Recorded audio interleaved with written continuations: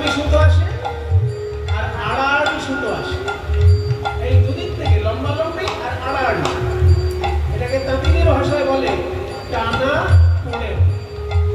টানা পোড়ে মানে লম্বালম্বি আর আড়াআড়ি।